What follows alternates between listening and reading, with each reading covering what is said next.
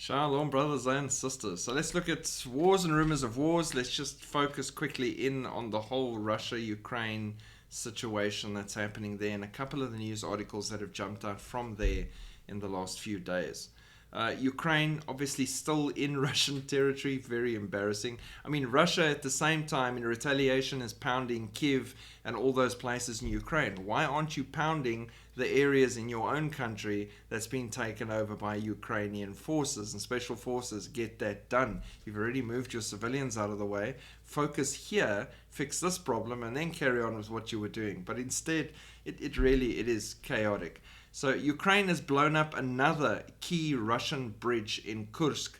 The bridge is reported to be over the same river in Zvano, close to the Ukrainian border.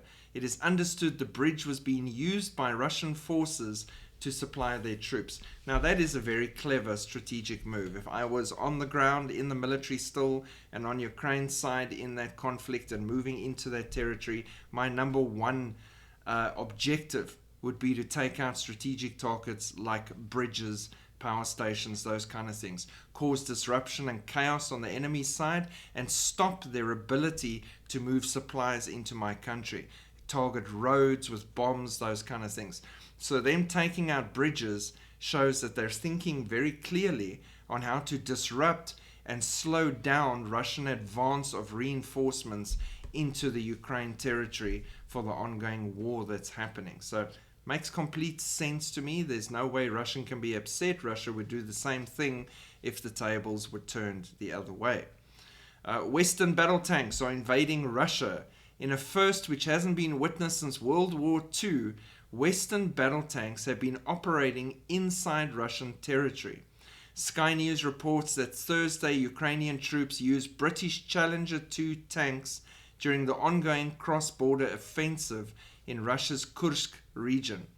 While the UK and Ukraine governments remain tight-lipped on operational details, a source signaled British tanks have crossed into Russia for Ukraine's Kursk offensive.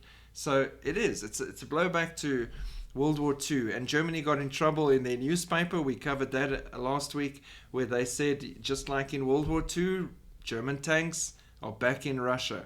It didn't end well for Germany in World War II, so I wouldn't be too quick to talk about that, but it's a fact.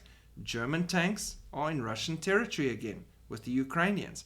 And no matter who says what, no matter how they spin this, or who swears they're telling the truth, there's no NATO troops there, I call rubbish. There's absolutely allied forces from NATO inside Russia with the Ukrainians. I mean, the Russians have said they've heard them speaking English, but English seems to be the language of the planet, so you can't really use that as proof. But I believe, from a military perspective, what an opportunity not to miss, to put your NATO troops on the firing line in there, send them in with your equipment for training real time against an enemy you're going to face shortly. So yes, I absolutely believe there are NATO troops in Russia right now helping them with that offensive. And it could go really badly either way. So the other interesting thing is Russia is now claiming in their media that Ukraine is preparing a dirty nuke attack. Kiev has refuted the report. Russian state media outlets are sounding the alarm in the overnight hours, alleging Ukrainian forces are preparing to strike the Russian-occupied Zaporizhzhia nuclear power plant in Enerhodar, Ukraine, and the Kursk nuclear power plant in Russia with radioactive warheads in an attempt to create a false flag and blame Moscow. Now, several Russian state-controlled media outlets, including Russia Today, cited intelligence received by Russia warned on Friday night Ukrainian forces have begun preparations to target nuclear waste storage sites at a Russian power plant with radioactive warheads and blame Moscow. Ukrainian foreign minister spokesperson called the claims a surge of insane Russian propaganda, adding, "We officially refute these false reports. Ukraine has neither the intention nor the ability to carry out such actions. Russia must stop spreading dangerous lies." So, firstly, I wouldn't tell the enemy to stop lying. They're shooting you and killing you. So I think that's a bigger problem than the fact that they're honest or not honest. I think we can accept they're not honest on many things on both sides. So yeah, that's not something I'd be talking about. But it is a very real possibility because Russia still hasn't retaliated. People still don't realize that people aren't pushing nuclear buttons yet because the restrainer is restraining, and they think they need to keep prodding and prodding to get this thing to kick off as soon as possible. Time is running out. US elections is coming up. We can maybe call that off if there's a state of disaster all over the world and not just in some states. So, sorry, all these things play into this factor of let's just force you into the fight. And if they had to sabotage Zaporizhia, number one, they would affect the whole of Europe with that fallout. That would be really bad. It would be great for depopulation, and that agenda would go right to the top of the list, but it would be really bad. Sorry, especially with food production that's still managing to eke out a little bit, people dying off, long-term effects, all those things. So that's bad.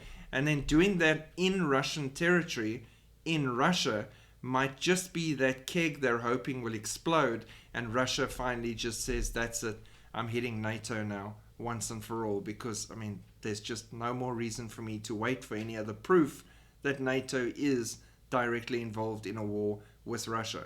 So, are they hoping for that? Is it all just a story? I would think that they're pushing and pushing for something to kick off, and they should watch how they push, because one of these days they're going to push. There's going to be a Harpazo Rapture event. We're going to be gone. The restrainer's going to take hands off, and suddenly someone's going to push back, and then everything is going to go chaotic all over the world. It's absolute insanity. So they then said that they have leaked Russian Navy nuclear training documents that show NATO targets that will be hit. Now, there's a couple of problems with this, and this is a breaking story they released now. It says leaked documents have revealed that the Russian Navy was trained to strike deep into Europe with nuclear-capable weapons in the event of a conflict with NATO, according to an August 13th report. Okay, so great. I mean, that was common sense that they could do something like that. They have America in sights as well, and so on. The new revelation comes from a cache, this is where it gets stupid, of 29 secret Russian military files that the Financial Times previously reported on in February 2024. Okay, so that's not too long ago. Yeah, that kind of could be, right? The cache of classified documents were drawn up between 2008 and 2014. See, now I have a real problem with that. In 2008 and 2014, there wasn't a major crisis between Russia and NATO. So the thinking person you've got in the military now and in government in Russia is very different from the one that was in power and thinking about these things in 2008 to 2014. The 2024 guy is Medvedev, Putin. They're thinking survival or death. This thing's going to kick off. We're going to go all out or not. 2008, 2014, they weren't thinking about that. Those are old documents. Those documents have been revised multiple times. That's even if these documents are legit, to what they have now. And even now, Russia has said clearly and openly that they are looking at revising their nuclear doctrine so that they can go ahead and use it when they need to use it. So there's a lot in that article that doesn't make sense to me. We should know by now if they feel threatened and this thing kicks off, and they have actually said the words, they could use nuclear strikes on NATO countries. Okay. The beginning of the end, Germany to ban all new Ukraine military aid. According to a Saturday report in the Frankfurter Allgemeine Zeitung, the German government will stop new military aid to Ukraine as part of the ruling coalition's plan to reduce spending. The report cited non-public documents and emails, as well as discussions with unnamed sources, and goes on to note that the moratorium on new assistance, which is already in effect now, will affect new requests for funding, not previously approved aid. So anything else they ask for is a no, but anything they have agreed to give, they will be true to their word and they'll supply that. But nothing else is coming out of Germany. Now, the other stuff that's running under the currents is the re-looking at the whole Nordic pipeline situation that's going on in the last few weeks, and the investigations into that, which is now pointing the finger at Zelensky and Ukraine being the instigators and very much involved with the blowing up of that pipeline, which is like an attack on Germany, because that was German infrastructure as well, and supplying Germany with that much needed gas that they needed. So Germany is upset about that, and that happens at the exact same time that they've now said that's it, no more aid because of spending. So I do think that that whole investigation and what's coming out of that investigation is playing a big part in all of these decisions that are now coming out. And I think more countries are going to go that route and say, you know what, we've been playing this Ukraine-Russia game for years now, enough. The whole world's changed. The war is looking like World War III everywhere. The Middle East is cooking off rapidly. There's too many unknown variables. We need to start spending money and building up weaponry and armaments and defense capabilities for our own people and our own borders, because this thing is going to get real overnight, which makes complete sense for a leader.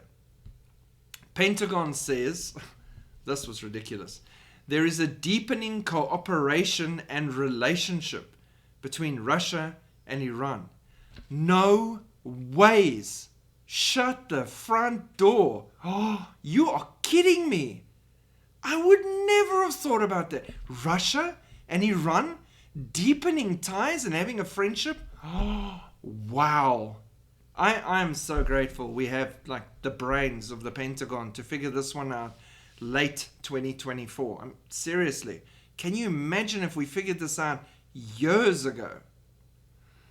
In a press conference on Thursday, Deputy Pentagon Press Secretary Sabrina Singh responded to a journalist's question regarding a recent meeting between leaders of those two nations. I can't speculate on that visit. I would say that I think separately we've seen a deepening cooperation and relationship between Russia and Iran as Russia continues to engage in its unlawful war in Ukraine. And then they cite the Pentagon saying that, yeah, maybe these two are deepening relationships and, you know, getting buddy-buddy with each other. Lord knows, when they figure out that they might be friends with North Korea and China as well, oh, my word, are people's brains going to cook off? It's going to be insanity.